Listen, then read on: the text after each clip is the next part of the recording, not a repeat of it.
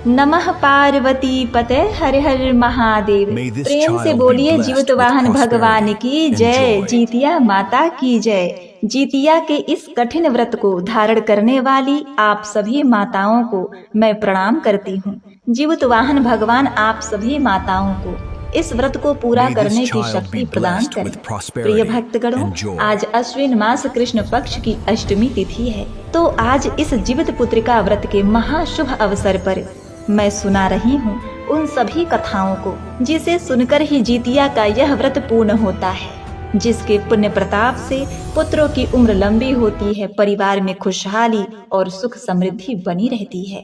और एक बात का आप लोग विशेष ध्यान रखिएगा, कथा को आधा अधूरा छोड़ने से जीवित वाहन भगवान का अपमान होता है, पूरा सुनने से मान बढ़ता है, भगवान प्रसन्न होते हैं।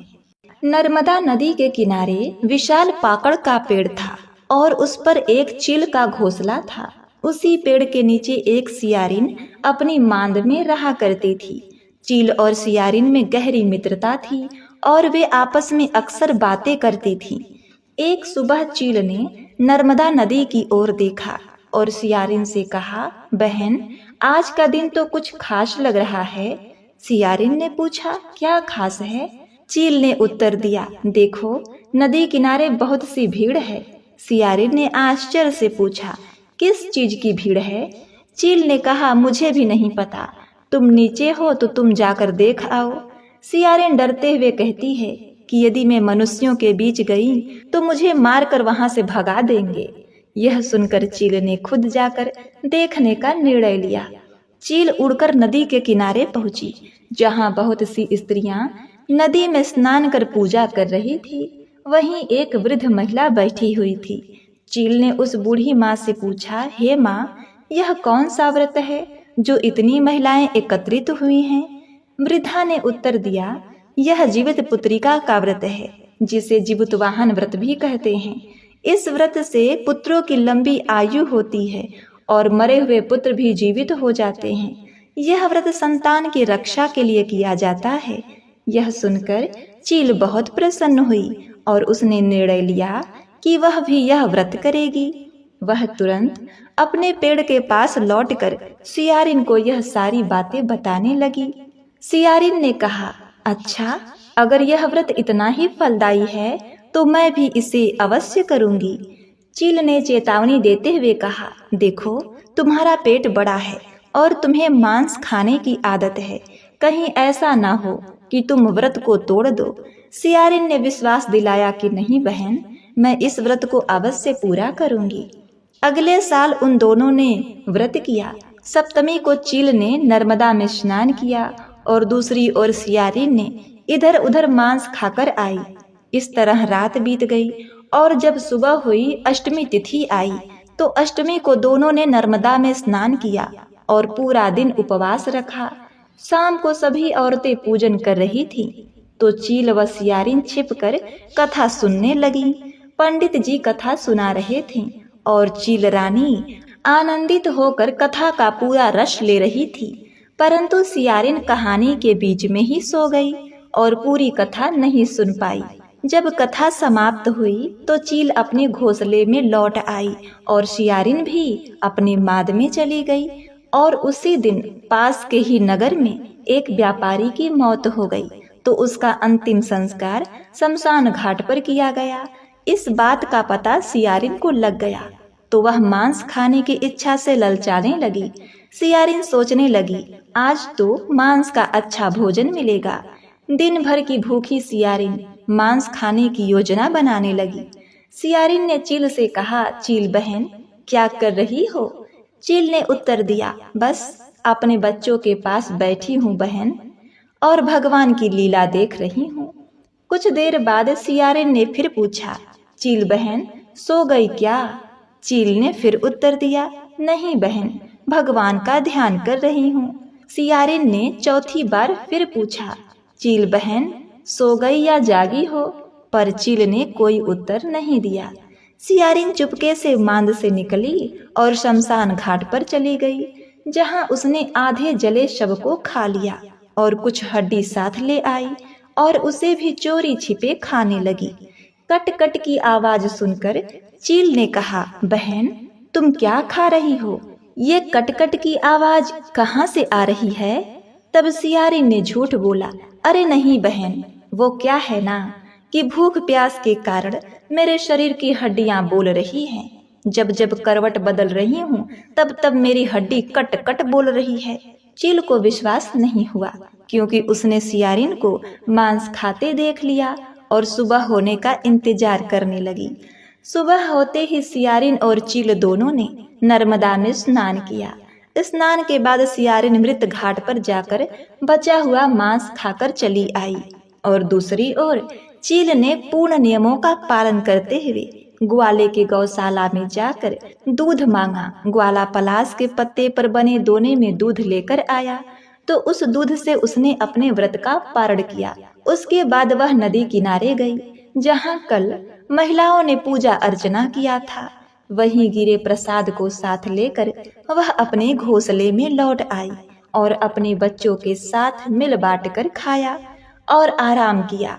इसी प्रकार समय बीतता गया। जब भी जीवित पुत्रिका का व्रत आता तो दोनों सखियां चील और सियारिन व्रत करती। चील हर बार अपने व्रत को सही विधि विधान से करती, लेकिन सियारिन हर बार व्रत खंडित कर देती थी, जिससे सियारिन के बच्चे अल्प आयु हुए और चील के बच्चे दीर्घ आयु हुए। इसी प्रकार कुछ और समय बीता और एक दिन दोनों ने अपने प्राण त्याग दिए और पूर्व जन्म में दोनों एक ही व्यापारी के घर में जन्मी। सियारिन का नाम शीलावती और चील का नाम कपूरावती रखा गया।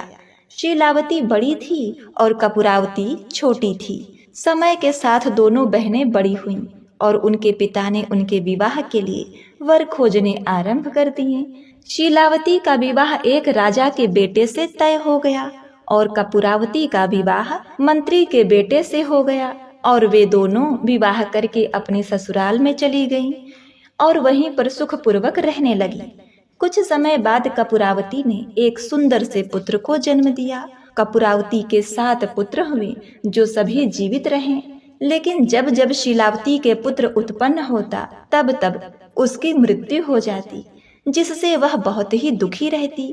अब शीलावती अपनी बहन कपूरावती से जलन करने लगी और उसके 7 पुत्रों को मारने की साजिश करने लगी।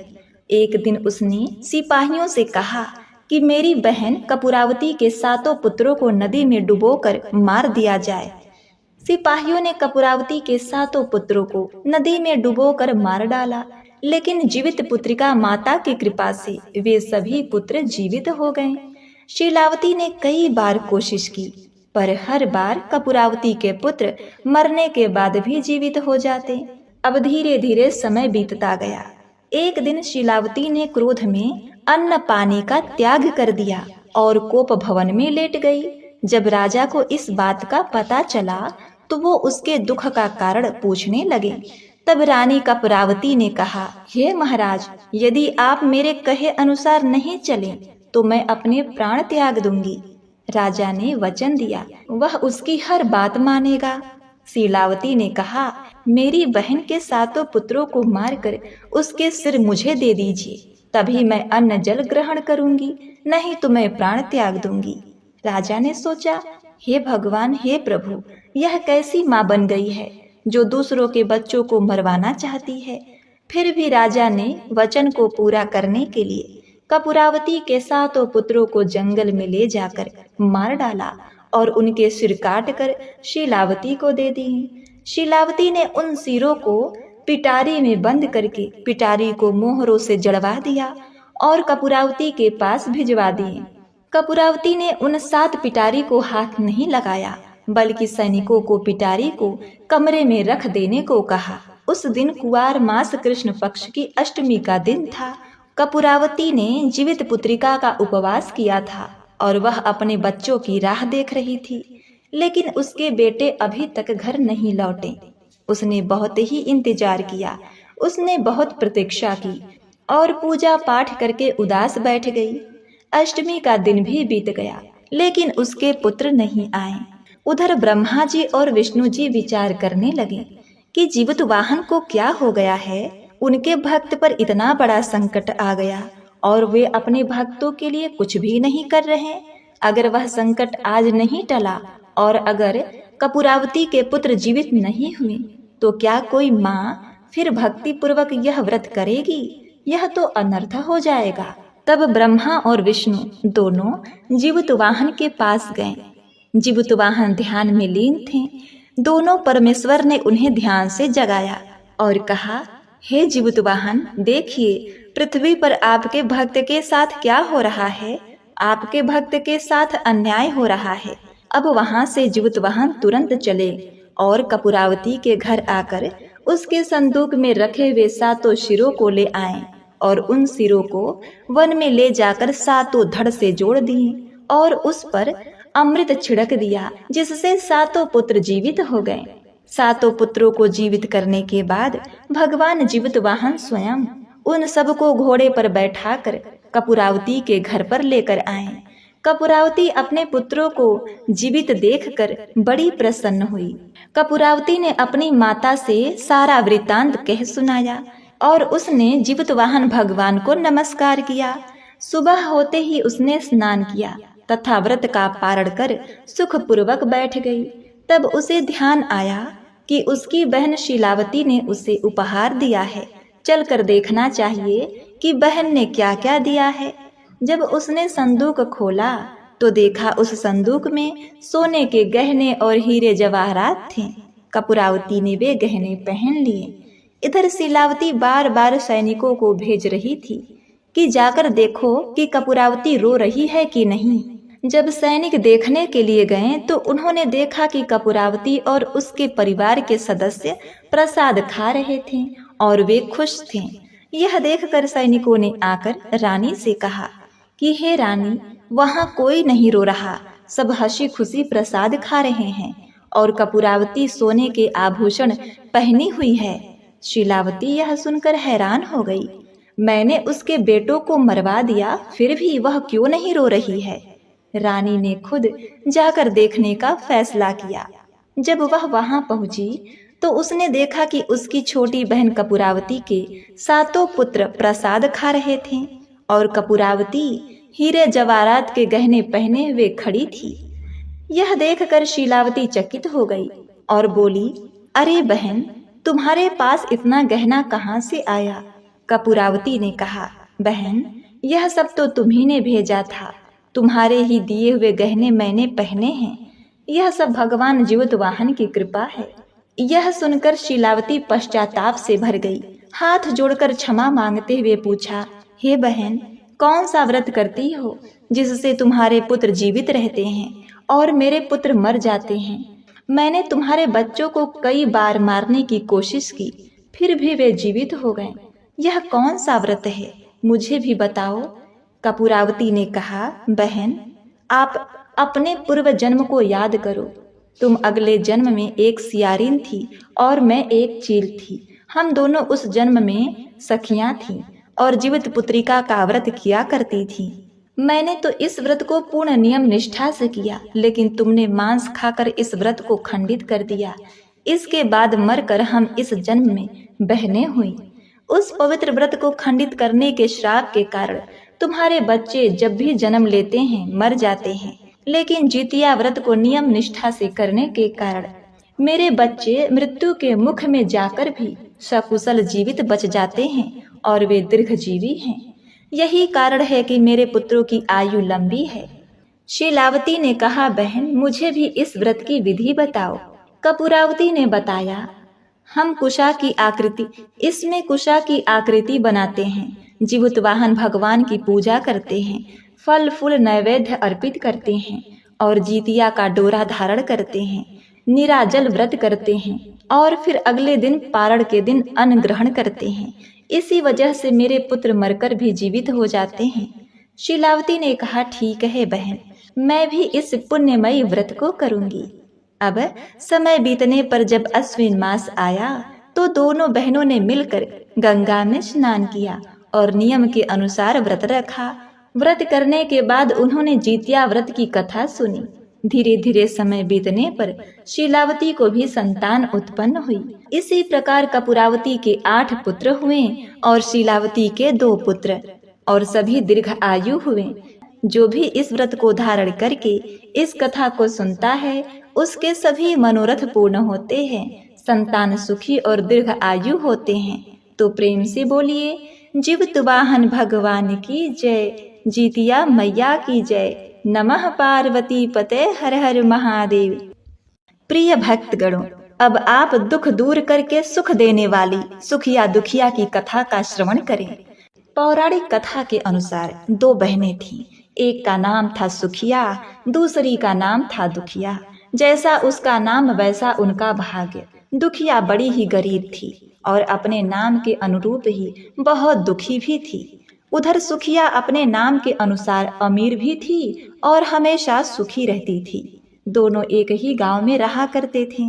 दुखिया सुखिया के घर में काम करती थी, साफ सफाई करती, खाना बनाती और जो खाना बच जाता वह खाना सुखिया दुखिया को दे देती। इसी तरह दुखिया का घर चल रहा था।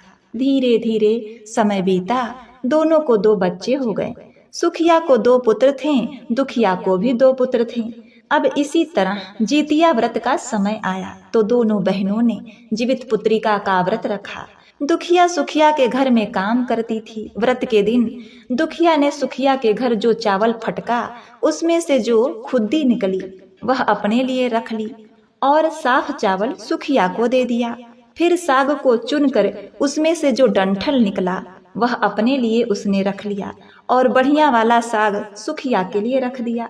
अब दुखिया ने सुखिया के घर का सारा खाना बना दिया और अपने घर चावल की खुद्दी और साग का डंठल लेकर चली आई। खुद्दी का चावल और साग की डंठल बनाकर वह खाना पकाकर अपने बच्चों को खिलाने लगी और खुद भी खाने लगी। उसके बाद दुखिया सोने चली गई। आधी रात को एक बूढ़ी औरत ने उसके घर का दरवाजा खटखटाया तो दुखिया ने घर के अंदर से पूछा, कौन है? तो बुढ़िया माई बोली, बेटी मैं हूँ। दुखिया ने उठकर फाटक खोला तो पूछा, अम्मा आपको क्या चाहिए? इतनी रात में आप यहाँ किस लिए आई हो? तो बुढ़िया माई कहने लगी, बेटा मुझे बहुत भूख लगी है, कुछ खाने को दे दो। तो दुखिया को उन पर दया आ गई। उसे अपने घर के अंदर ले आई और कहने लगी, माँ जी हम लोग बहुत गरीब हैं और आज मैंने तो खुद्दी का चावल और साग का डंठल बनाया है, क्या आप खाएंगी? तो बुढ़िया माई कहने लगी, हाँ हाँ क्यों नहीं खाऊंगी पुत्री, हमें तो बहुत जोर से भूख लगी है, मैं तो वही खा लूंगी, तुम जल्दी से खाना लेकर आओ। दुखिया घर के अंदर जाकर खुद्दी का चावल साग का डंठल ले आई और बुढ़िया माई को खाने के लिए दिया। बुढ़िया ने खाना खाने के बाद कहा कि मुझे अच्छे से दिखाई नहीं देता बेटी, अब इतनी रात के अंधेरे में मैं अपने घर कैसे जाऊंगी? तो दुखिया कहने लगी, माँ जी कोई बात नहीं, आप यहीं पर सो जाइए, सुबह हो जाए तो अपने घर चले जाना। अब तो बुढ़िया माई दुखिया के घर में ही सो गई। थोड़ी देर के बाद जब आधी रात हुई तो बुढ़िया माई उठ गई और फिर कहने लगी, बेटी मुझे शौच जाना है, कहाँ जाऊं? तो दुखिया कहने लगी, माँ जी घर के भीतर तो शौचालय नहीं है, आप एक काम करो, मेरे घर के एक कोने में चली जाओ, आप उधर कोने में शौच कर लो। तो बुढ़िया ने पूछा, बेटा भड़ करूं या छड़ छड़ करूं? तो दुखिया नींद में थी, कहने लगी, माँ जी भड़ कर दो, मैं सुबह साफ कर दूंगी। शौच करने के बाद बुढ़िया ने फिर पूछा, बेटी मैं अपने हाथ कहाँ साफ करूं? तो दुखिया कहने लगी, माँ जी आप मेरे सिर में अपने हाथ साफ कर लीजिए। अब उधर जब सुबह हुई तो दुखिया को यह सब कुछ एक सपना जैसा लगा। उसे लगा शायद सोते समय मैंने कोई सपना देखा होगा। उसने ज्यादा कुछ नहीं सोचा और सुबह होते ही नदी में नहाने के लिए चली गई, क्योंकि उस दिन उसका व्रत था। जब वह नदी में नहाने लगी और उसने अपने बाल धोए तो उसके बालों से होता हुआ जो पानी बहा वो पानी सोने का बन गया।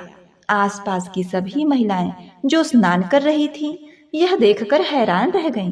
कहने लगी, अरे तुम्हारे बालों से तो सोने का पानी गिर रहा है। फिर तो दुखिया को रात की सारी बात याद आ गई। वह दौड़कर अपने घर की ओर भागी, यह सोचकर कि उसका घर तो शौच से गंदा हो गया होगा, जो कि रात में बूढ़ी अम्मा ने किया था। पहले तो मुझे उसे साफ करना चाहिए था, फिर स्नान करना चाहिए था। अब वह भागकर जब अपने घर गई तो उसने क्या देखा कि घर के हर एक कोने में ढेर सारा सोना बिखरा हुआ है। यह देखकर दुखिया बहुत हैरान और खुश हो गई। सोचने लगी कि जीवित वाहन बाबा की कृपा है, यह जीवतिया माई की कृपा है जो माता का रूप धारण करके मेरे घर आई और मुझे इतना भर कर आशीर्वाद देकर गई। इस प्रकार दुखिया अमीर हो गई और उसने बड़े ही धूमधाम से जीवित पुत्रिका का व्रत किया। अब उसने अपने बहन सुखिया के घर जाना, काम करना भी बंद कर दिया। अब उधर दुखिया जब अपना व्रत पूरा करती है तो अपने पुत्र से कहने लगी, बेटा जाओ तो मौसी के घर से तराजू लेकर आओ, यह नापने के लिए कि सोना कितना होगा। बच्चा बहुत खुशी खुशी सुखिया मौसी के घर गया और तराजू मांगने लगा। तो सुखिया ने पूछा, तराजू में तुम्हें क्या तौलना है? तो बच्चा कहने लगा, मौसी मेरे घर में बहुत सारा सोना है, उसी को तौलने के लिए माँ ने तराजू मंगवाया है। अब सुखिया ने यह सुना तो बच्चे से कहने लगी, खाने के लिए तो तुम्हारे पास कुछ नहीं है, कल तक तुम्हारी माँ मेरे घर बर्तन धोया करती थी और आज तुम्हारे घर सोना हो गया, तुम मुझसे झूठ बोलते हो। तो बच्चा कहने लगा, नहीं मौसी मैं झूठ नहीं बोल रहा। सुखिया ने सोचा जब तराजू मांगा है तब कुछ न कुछ तो अवश्य ही तौलना है, इसलिए उसने एक चालाकी की, तराजू के पीछे गोंद लगा दिया और सोचा कि जो भी वह नापेगी थोड़ा सा इसमें चिपक जाएगा और मैं पता लगा लूंगी कि वह क्या तौली है। अब उसका बच्चा तराजू लेकर घर गया। दुखिया जब तराजू पर सोना तौलने लगी तो सोने के कुछ टुकड़े उस गोद में चिपक गए। जब बच्चा तराजू लौटाने के लिए वापस आया तो सुखिया ने तराजू को उलट पलट कर देखा तो उसे तराजू में सोना लगा हुआ मिला। सुखिया ने सोचा उसके घर में जरूर कहीं से सोना आया होगा, इसीलिए तो वह कई दिन से काम पर भी नहीं आ रही है। चलो चलकर देख आए कि आखिर दुखिया के पास इतना सोना कहाँ से आया। यह सोचकर दुखिया सुखिया के पास जाकर पूछने लगी, बहन तुम्हारे पास इतना सोना कहाँ से आया है कि तुमने तराजू मंगवाया। तो दुखिया ने उस रात की सारी कहानी अपनी बहन को बता दी। अब दुखिया का मन एकदम सच्चा था, इसीलिए उसने सब कुछ सच सच बता दिया। यह सुनकर सुखिया के मन में लालच आ गया। सोचने लगी कि दुखिया के पास तो अब हमसे भी ज्यादा धन हो गया। अब अगले साल जीवित पुत्रिका का व्रत आएगा तो मैं भी उस दिन खुद्दी का चावल साग की डंठल बनाऊंगी। यह सोचकर अगले साल जीतिया का व्रत दोनों बहनों ने रखा। सुखिया के पास तो हर तरह का सुख था, धन भी था, फिर भी वह जीवतिया के दिन चावल फटक कर साफ चावल फेंक रही थी और खुद्दी अपने पास रख ली। साग को तोड़कर पत्तियां उसमें से फेंक दी और डंठल अपने पास रख ली और उसने वही खाना बनाया। खा पीकर पूजा पाठ करके वह सोने चली गई। फिर आधी रात में उसके घर में भी बुढ़िया माई आई। दरवाजा खटखटाया। सुखिया आंखें बंद करके उसी का इंतजार कर रही थी। उसने तुरंत दरवाजा खोला और बुढ़िया को अपने घर के अंदर बुला लिया। थोड़ी देर बाद बुढ़िया कहने लगी, बेटी मुझे बहुत भूख लगी है, कुछ खाने को दे दो। तो सुखिया कहने लगी, माँ जी मैंने तो खुद्दी का चावल डंठल का साग बनाया है। बुढ़िया माई कहने लगी, कोई बात नहीं मैं खा लूंगी। सुखिया ने खाना परोसकर बुढ़िया को दे दिया और खुद सोने के लिए चली गई। तो बुढ़िया कहने लगी, बेटी अंधेरा बहुत है, मुझे दिखाई भी ठीक से नहीं देता और घर मैं जा नहीं सकती। तो सुखिया कहने लगी, कोई बात नहीं माँ जी, आप यहीं पर सो जाओ। थोड़ी देर के बाद बुढ़िया ने कहा, बेटी मुझे शौच जाना है, कहाँ जाऊं? तो सुखिया कहने लगी, माँ जी वहीं कोने में चली जाओ। थोड़ी देर बाद बुढ़िया माई ने फिर पूछा, भड़ करूं या छड़ छड़ करूं? उस समय सुखिया को याद नहीं आया कि दुखिया ने क्या बोला था।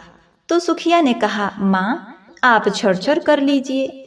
बुढ़िया ने पूछा, बेटा अब बताओ मैं अपने हाथ कहाँ साफ करूं? सुखिया बोली, माँ जी मेरे सर में हाथ साफ कर लीजिए। बुढ़िया अपना हाथ सुखिया के सर में साफ कर लेती है। जब सुखिया सुबह उठी तो उसने देखा उसका पूरा घर गंदगी से भरा हुआ है और उसके बाल में भी बहुत सारी गंदगी लगी हुई है। यह सब देखकर सुखिया बहुत दुखी हो गई। उसे बड़ा क्रोध आया। गुस्सा होकर उसने अपनी बहन को बुलाया और उस पर गुस्सा करने लगी कि तुमने मुझसे झूठ क्यों कहा? तुमने मेरा पूरा घर गंदा करवा दिया। तो दुखिया पूछने लगी, अच्छा बहन, तुमने क्या कहा था? छड़ छड़ कहा था कि भड़ भड़ कहा था? तो सुखिया कहने लगी, मैं तो छड़ छड़ बोली। तो दुखिया कहने लगी, बहन, तुमने यही तो गलती कर दी।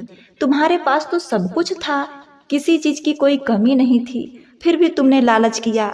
मेरे पास तो उस दिन कुछ भी नहीं था, इसीलिए मजबूरी में मुझे उन्हें डंठल का साग, खुद्दी के चावल परोस कर देने पड़े। तुमने भेष बदल कर अपने घर आए हुए भगवान का अपमान किया। सब कुछ रहते हुए भी तुमने उन्हें साग और भात खिलाया। इसीलिए तुम्हें लालच नहीं करना चाहिए था और तुम्हारे साथ जो भी कुछ हुआ वह तुम्हारे लालच का फल ही था जो तुम्हें मिला। बहन दुखिया की बात सुनकर अब सुखिया को अपनी गलती की भारी पश्चाताप होने लगा, लेकिन अब वह कर भी क्या सकती थी। दुखिया को सुखिया की हालत पर तरस आ गया। तब उसने अपने घर से थोड़ा सा सोना लाकर अपनी बहन को दे दिया ताकि उसका आने वाला समय अच्छे से बीत जाए। अब सुखिया दुखिया दोनों मिलजुल कर रहने लगी और अगले साल उन्होंने विधि पूर्वक बड़े ही शुद्ध विचार से उस व्रत को किया और उनका जीवन खुशहाल हो गया।